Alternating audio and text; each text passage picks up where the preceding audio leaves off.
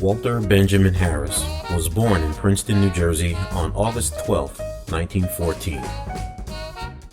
His parents were Belle and Omega Harris.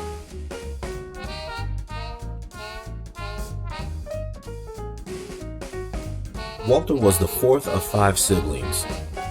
He and his sisters, Elizabeth, Bertha, Dorothy, and Mildred, were all raised on Jackson Street, in the area of what is now known as Paul Robeson Place. Walter and his siblings grew up in a loving home in a working-class environment. Walter attended the segregated Witherspoon School for Colored Children.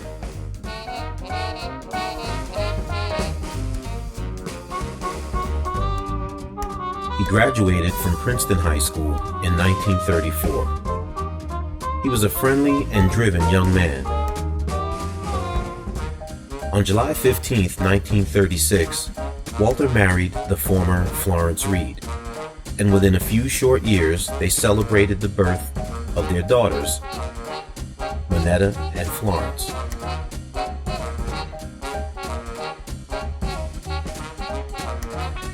Walter had always been a hardworking man, and long before he ever became a police officer, he was highly regarded in the community that he lived in. At that time, my grandmother and grandfather were living, and if they had any problem with these grandchildren, they would call him. And one of them, I can't remember, Sonny or Robert, tells me how Walter put them in handcuffs. Right. Scared them to death, of course.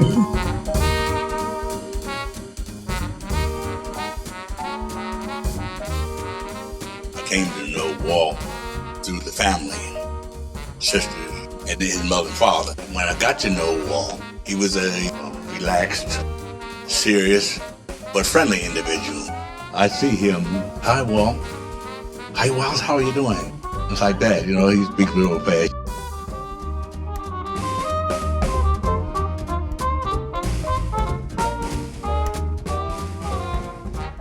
Did you think it was unusual that Walter wanted to be a police officer?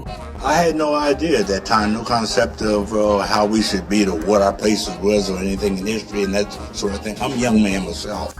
We all accepted the fact that Walter was a policeman and was proud of the fact that he was. It wasn't too much that we could cling to as a race of people because they played down the good parts and the outstanding things concerning us.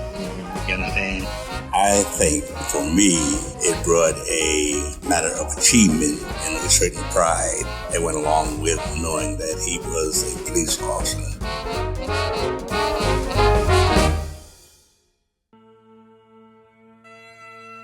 What did you feel like when you heard Walter had been killed?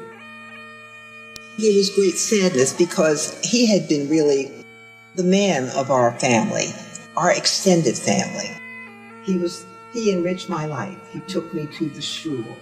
He taught me things. He made me behave. And he was a disciplinarian to all of us, to my cousins, to me, that my grandparents could call on their son. He was the only son with 4 sisters. So his responsibilities were big to his family.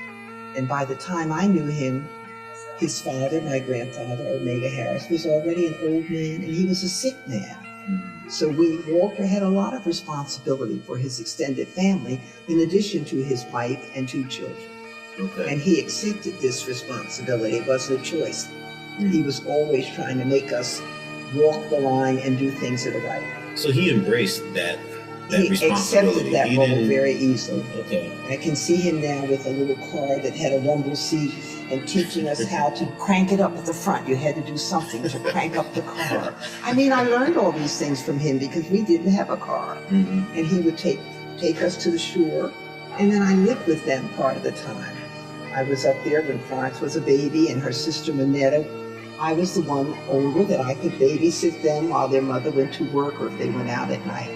So he was. Stella lived there for a while too. Right, yeah, my so cousin Stella. The house was always open.